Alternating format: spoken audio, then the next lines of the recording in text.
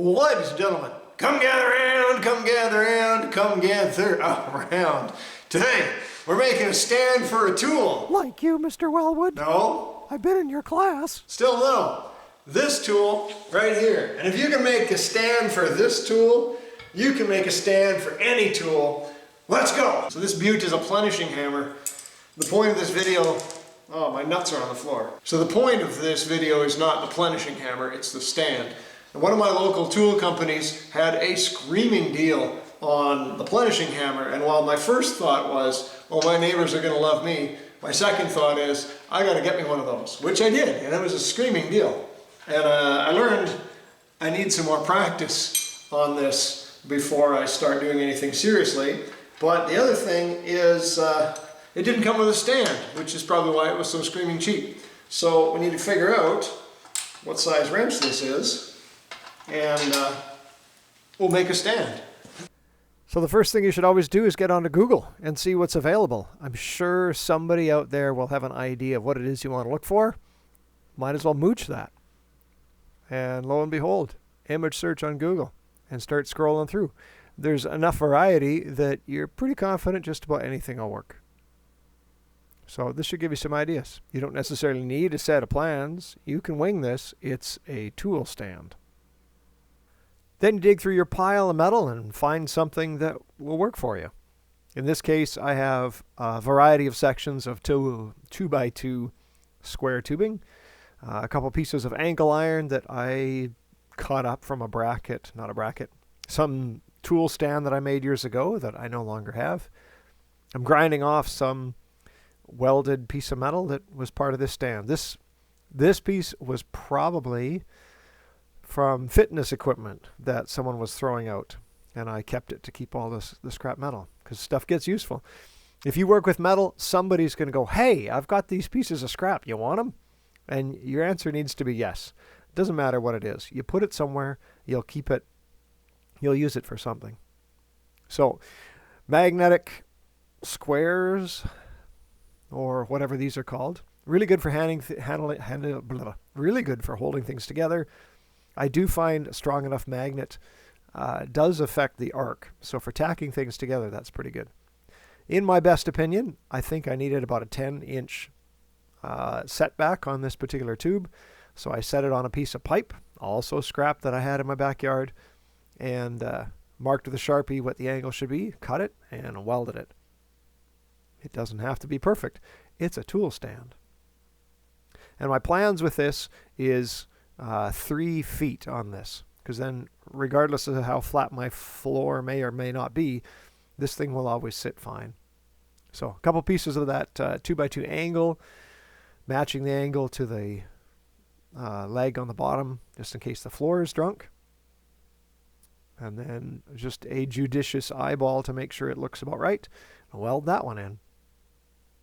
Now I don't have a piece of 2x2 that's long enough for the back leg, so I cut off a little 2-inch piece of 2x2 angle just to fill in the backside.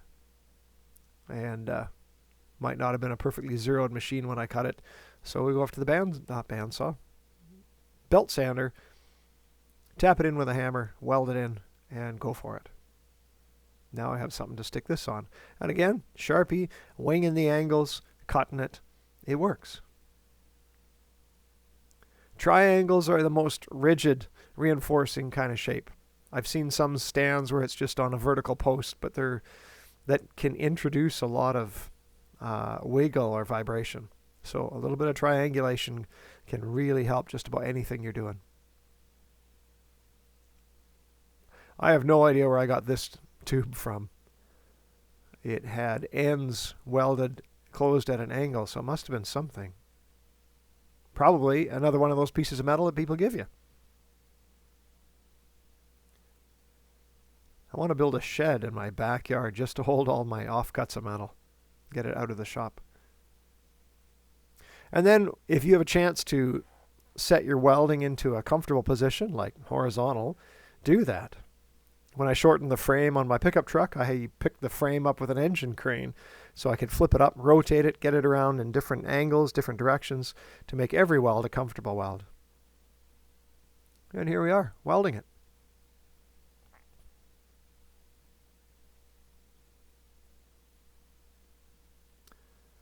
I believe I'm using 030 wire on a MIG welder set to about 120 amps. This is all 1/8 inch, so that's about right. Then we're putting the planishing hammer on there.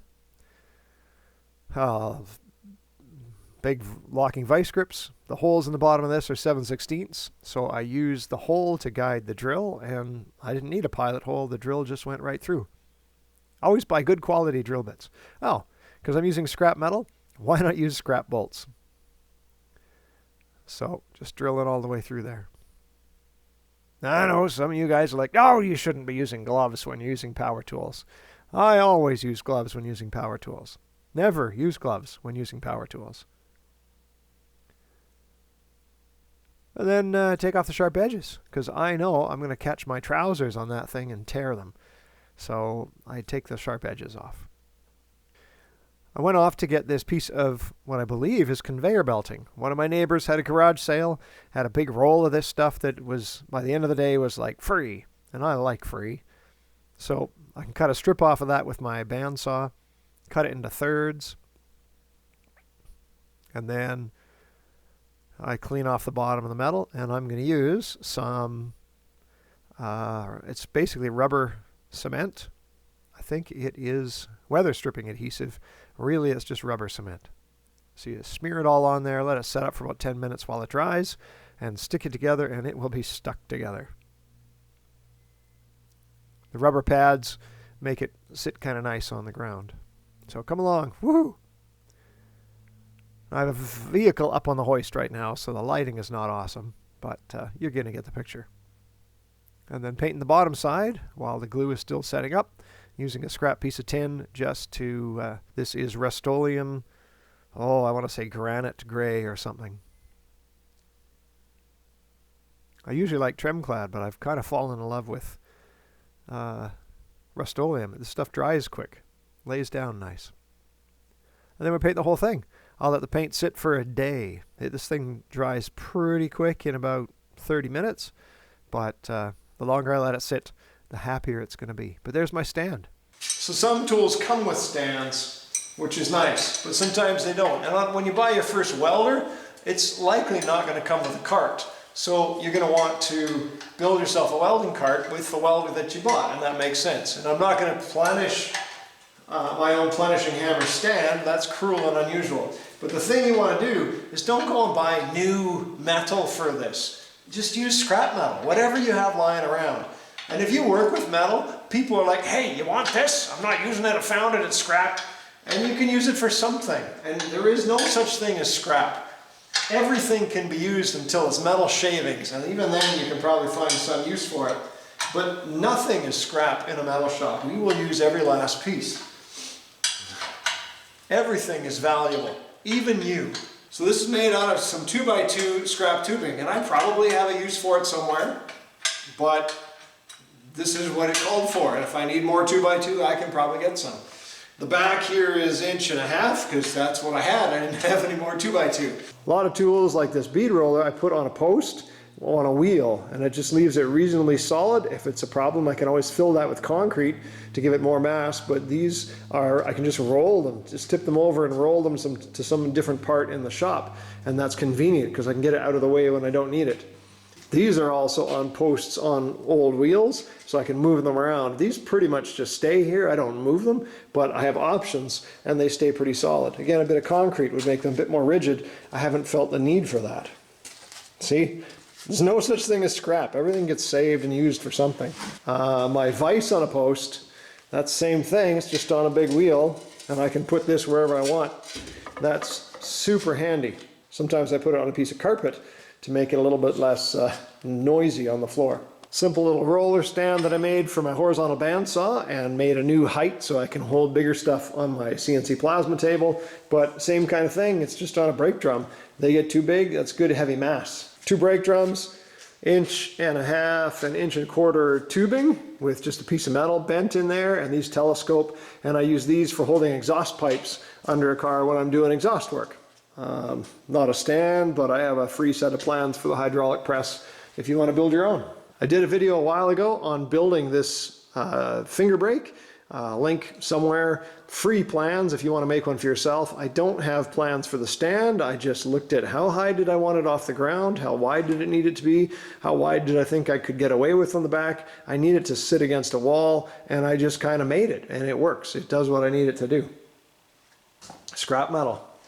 I think the casters were new. I didn't want a wheel on this one. I wanted it to be a fairly wide bottom so that as I'm manhandling some piece of sheet metal in here, it's not going to fall over. So I'm going to try that and see if it works.